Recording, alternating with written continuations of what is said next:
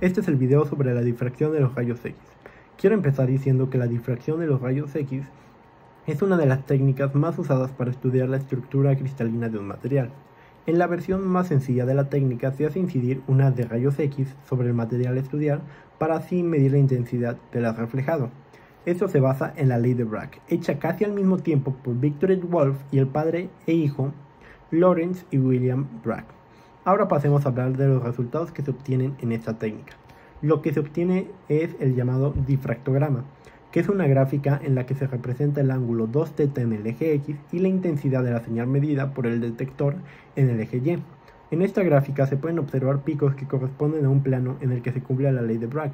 Por otra parte, los picos se observan en orden ascendente con los índices de Miller de los planos difractantes. Cabe destacar que no todos los planos que contienen átomos harán que aparezca un pico en el ángulo que dice la ley de Bragg. Para las dos estructuras cristalinas más comunes en los metales, la cúbica centrada abreviada como CC y la cúbica centrada en las caras abreviada como CCC, por ejemplo, en la primera, de los 7 posibles planos que ordenados podrían dar picos de difracción para la estructura cristalina, solo los que la suma de sus índices dé como resultado un número par darán lugar a un pico en el difractograma.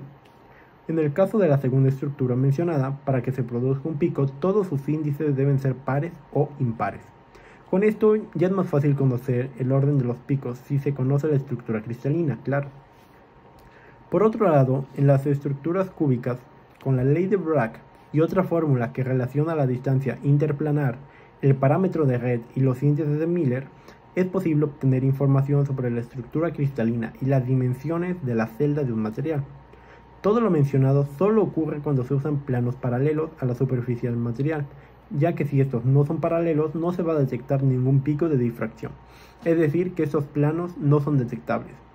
Por otra parte, existen laboratorios especializados en estos temas, como el Laboratorio de Difracción de Rayos X de la Universidad de La Rioja, donde se someten a determinadas muestras de los cristales a un haz intenso de rayos X.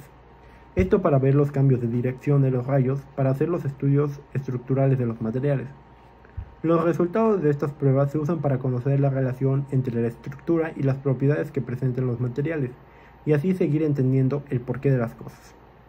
En este laboratorio, por ejemplo, se está trabajando en materiales luminiscentes, que se pueden aplicar en LEDs de iluminación, en celdas solares o en biomarcadores para introducirlos en células y poderlas ver con fluorescencia. Por último, quiero mencionar que la importancia de conocer la estructura de las cosas es que nos va a permitir hacer materiales que se usen para una variedad de aplicaciones en un futuro.